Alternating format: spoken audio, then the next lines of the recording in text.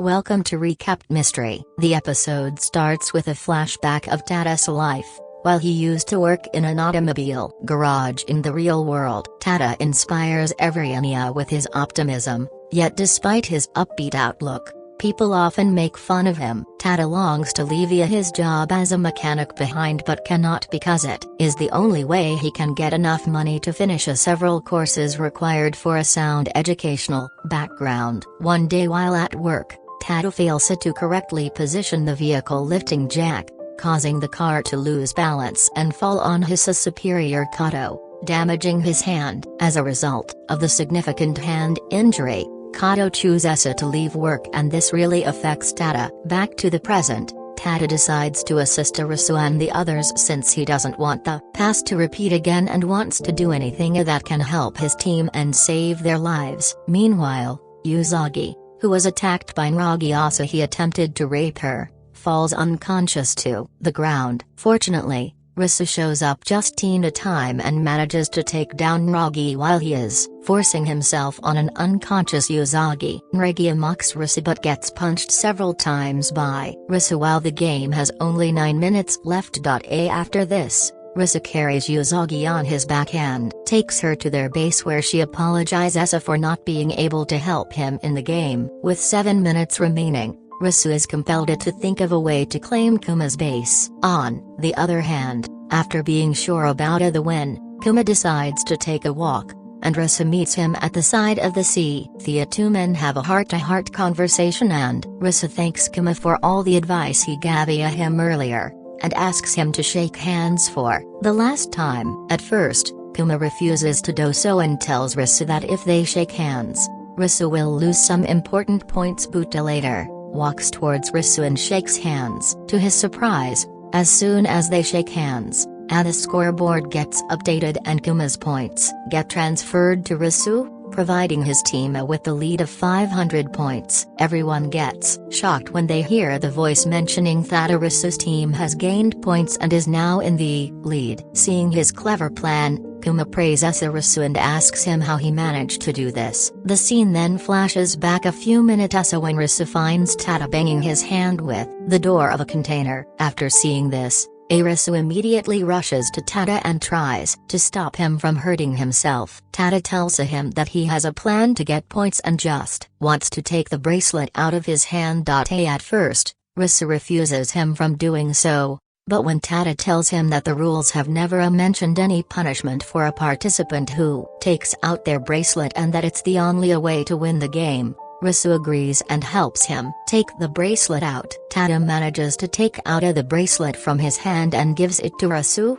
which in turn gives him additional 10,000 points. Since Tada never left the base, the King team hasn't stolen his points and his bracelet is still active to get points from the opponent team. Next, Tada expresses his gratitude towards Arisu for his kindness and appreciation, since he is the only person who recognized Tada's generosity and optimism, while everyone else questioned his motives. The King's team members, however, cheerfully accept their defeat and don't place any blame on Kuma for the failure. While waiting for the game to end, Risu once again thanks Kuma, mentioning that he considers him a good friend and he is the one who taught him the importance of fighting together and believing in himself. The last query Risu has for Kuma is if he succeeds in these games will he be allowed to return to the real world? Kuma urges Risu to trust his gut feeling, but he doesn't give him a definitive answer. Since Risu is in control of his own destiny,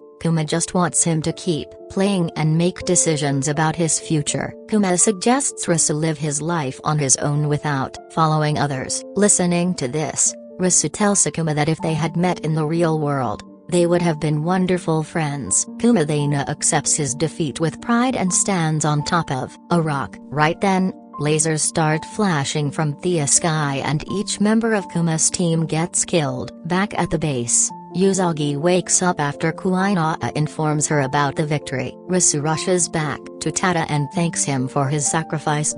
Sadly, because of excessive blood loss, Tada loses his life and Risu bids him a final goodbye by burying his body near the ocean. Following this, Kuina, Risu, and Usagi make an oath to fight and win the games for his sacrifice. This time, even Aragi is grateful for Tada's efforts. The scene then shifts to the Tio prison, where many participants are waiting for the game to start. Surprisingly, Cheshire is also there. The players are all prepared, wearing their respective collars and waiting in the central guard room to play the game. Right then, the name of the game is revealed and it is called Solitary Confinement. At a large TV displays the rules of the game and a lady makes an announcement informing everyone that they must accurately predict the card sign that will show on the back of their individual collars. However, for a change, they are not allowed to look at the card signs on their own and should take help from another player. It is also mentioned that if the player gives the wrong answer,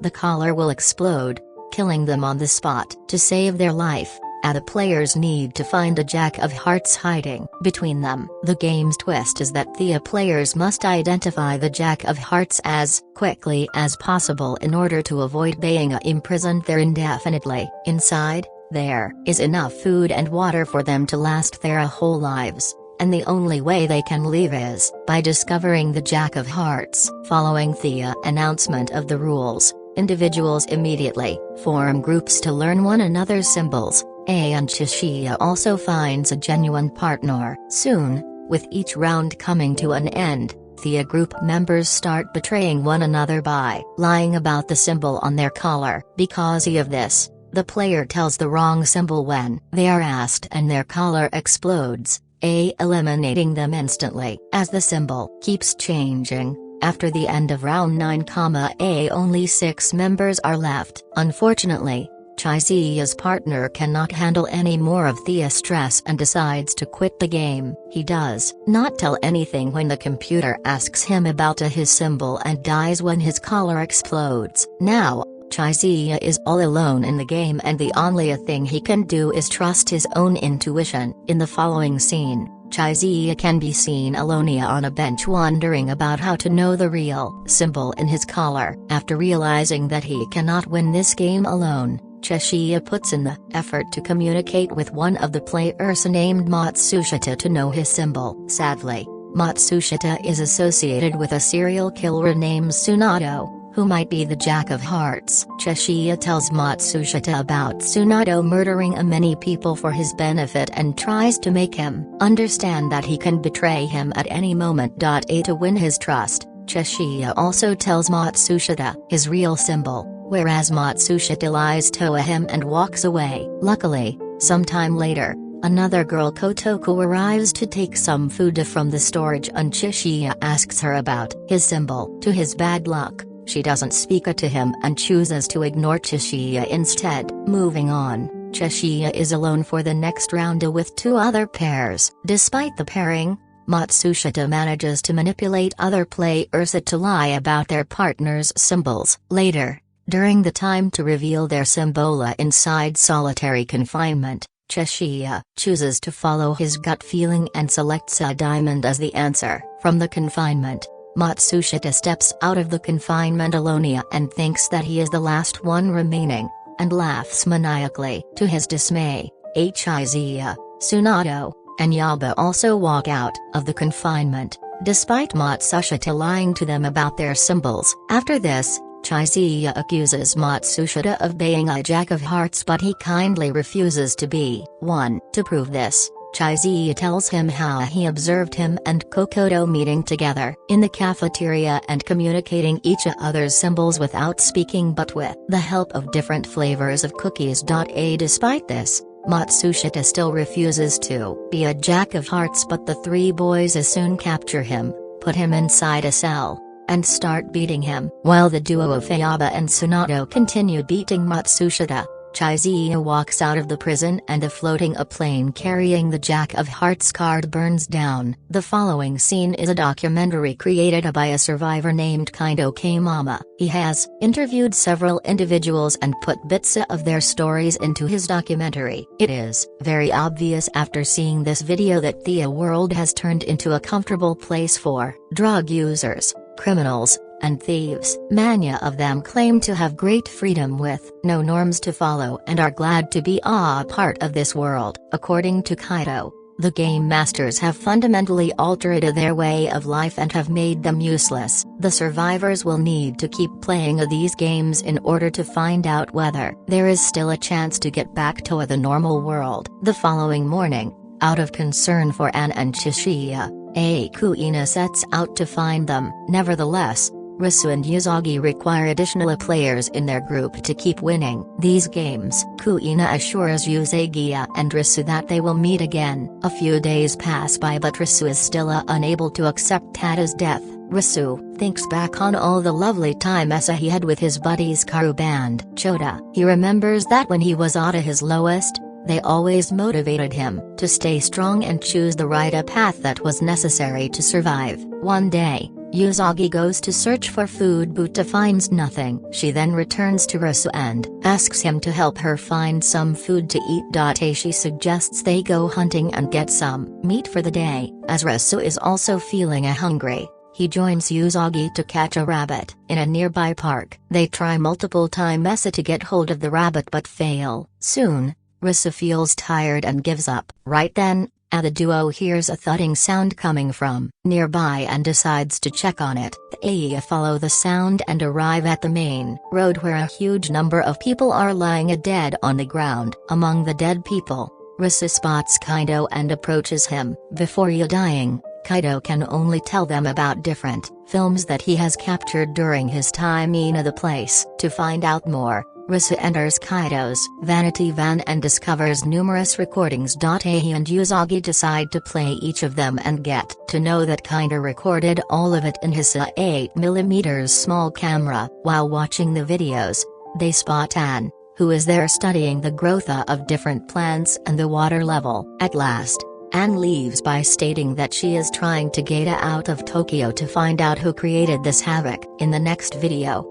Kaito travels to a neighborhood in Setagaya after hearing reports about a person who can recall every minute detail of their entry into this world. Later, she is revealed to be a woman who underwent a brain surgery but can still remember every moment of the abrupt transformation. The woman says that the individuals she saw during the transformation were not humans. Just when she is about to say more, the King of Spades arrives there and kills Hira along with other people in the neighborhood. Back to Risu and Usagi. When the documentary comes to an end, they hear some noise coming from outside. They quickly open the door and notice a King of Spades card flying in the air. Realizing that the King of Spades is near them, they get out of the van and start to run. To their bad luck, the King of Spades spots them and begins pursuing them. While running for their lives, Risu and Usagi get separated. Before Arisu can figure out what is happening, someone smacks him in the face, and Risu loses consciousness. Later at night, when Risu gains back his consciousness, he finds a lady sitting beside him. Risu inquires who saved him and she replies that one of her comrades is in charge of rescuing him. Following this, Risu gets shocked when she calls him by his name. He then inquires how she knows his name and the lady shows him the mana who gave her Risu's information. The episode concludes with Risu walking towards the mana and realizing that he is none other than Aguni.